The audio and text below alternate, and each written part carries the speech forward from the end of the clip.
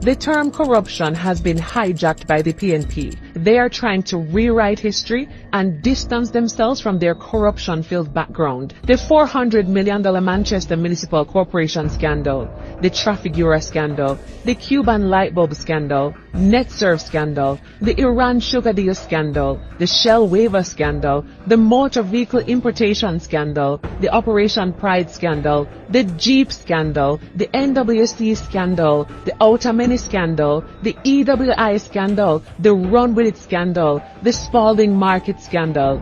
The devastating FinTech scandal destroyed small business owners and entrepreneurs all over Jamaica. Some persons even ended their lives due to the situation that FinTech put them in. The PNP has a reputation for twisting facts to suit their agenda. They did that when they said they had nothing to do with the salary increases. Lies.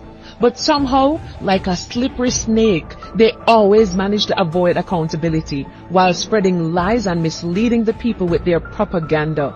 This behavior must be challenged. We cannot allow them to just tell lies like that. Looking at Jamaica's Corruption Perception Index from Transparency International, which measures corruption, we can clearly see who they think is corrupt. On the chart, countries closer to zero are perceived to be more corrupt, while those further away are less corrupt. During the PNP's time in 2012, Jamaica's corruption score was 38%. From 2017 to 2023, under the Jamaica Labour Party, Jamaica's corruption score improved to 44%. The Jamaica Labour Party administration implemented strong integrity and anti-corruption measures, leading to a big improvement in Jamaica's corruption perception. When you consider corruption, remember that the PNP wrote the book on corruption. Don't let them fool you by repeating their lies often enough that you start to believe it.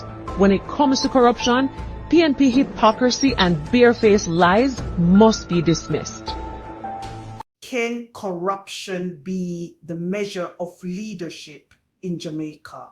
As Jamaica continues to grapple with deep-seated issues of governance, the question arises, can corruption truly serve as a meaningful yardstick for leadership?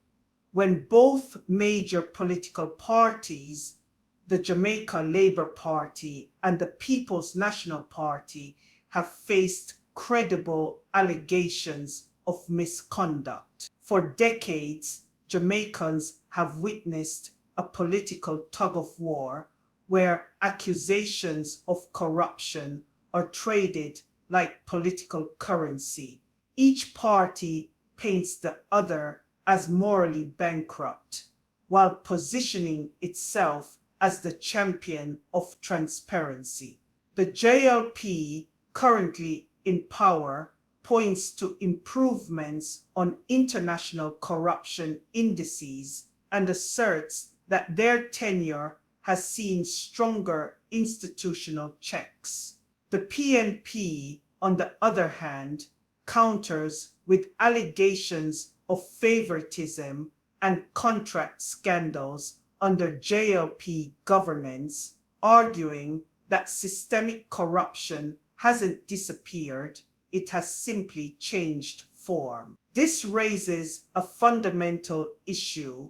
If both parties are tainted by corruption scandals, then what differentiates them? And more importantly, what should voters use as a compass when deciding who deserves to lead? Perhaps the better question is not who is more corrupt, but rather who is willing to strengthen anti-corruption institutions regardless of political cost, who supports freedom of the press, transparency in procurement, campaign finance reform, and independent oversight, who is currently raising the living standards of Jamaicans, who is attacking the crime problem, and who has a better vision of moving Jamaica forward. Voters may not find a party free of blemish. Measuring leadership solely by who is less corrupt sets the bar far too low. So maybe it is time Jamaicans stop voting on political alliances, and vote for a leader with a clear vision for Jamaica.